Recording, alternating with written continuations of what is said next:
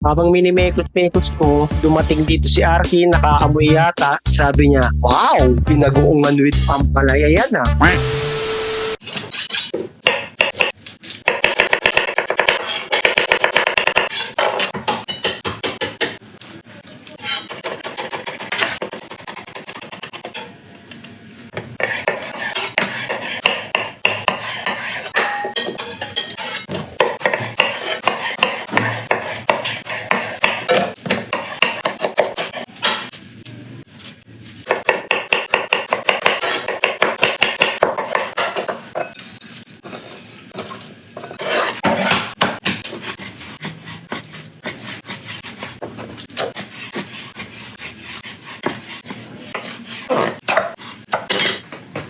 Simulan na ang pagluluto!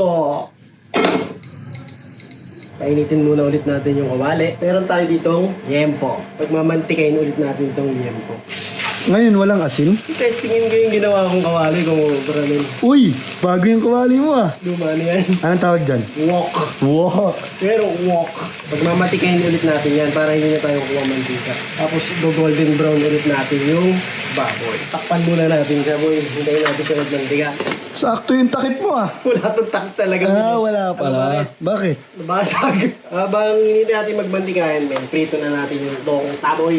Dali mo. Sarap nun. Kung sino nakakaalam nung niluluto ko ngayon, sang lugar siya sa Pilipinas nag-originate. Comment nyo sa comment section, boy. Feeling ko sa ano yan? Sa Pilipinas. Malamang sa Pilipinas talaga. Sorry. Ito, kailangan, kahit na tinakpan nyo, halu-haluin nyo pa rin kasi baka masunog yung ilalim. Pero bakit ba tinatakpan? Para makulog yung init, so bilis siyang lalambot. Uy, another tip from John B yun ah. Para sa akin yun lang yung alam ko. Inabad ko siya sa tubig kasi para hindi siya mangitim. Puno natin yung balat. Yan, tatalsik ko guys.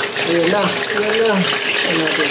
Bakit inuuna ang balat sa talong? Para sa akin, pag inuno mo yung balat, hindi sisip-sip ng mantika yun. Another tip from John B. Para lang sa akin ulit based on my experience sa pagluluto. Boy. Yeah. Hindi ako professional magluto. Lutong bahay lang ako. Balik na rin na natin yung long ta. Yung talong, set aside na muna natin. Uy, pumuputok-putok yung baboy.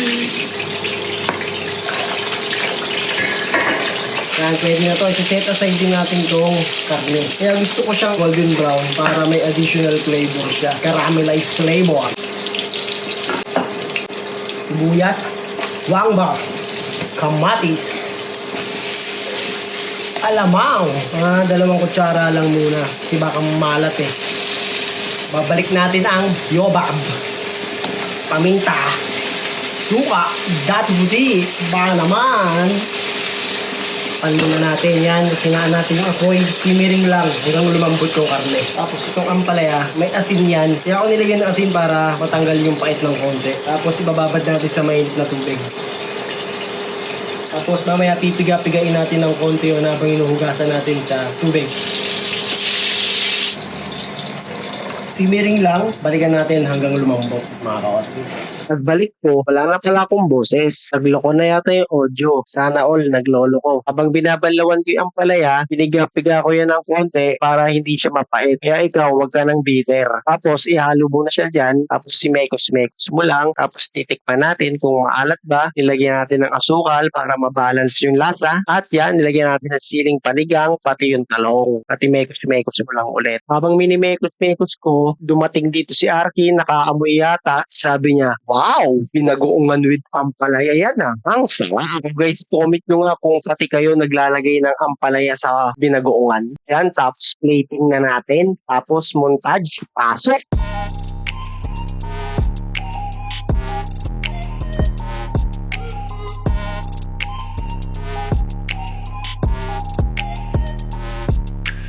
Tikiman na. Siyempre, susubo tayo ng matindi dyan.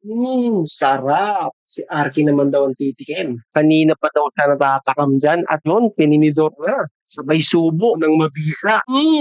Sarap boy, eka. Sabi ng cameraman, ako din siyempre, hindi papahuli. Sumandok na sabay hipan, sabay subo ng mabisa.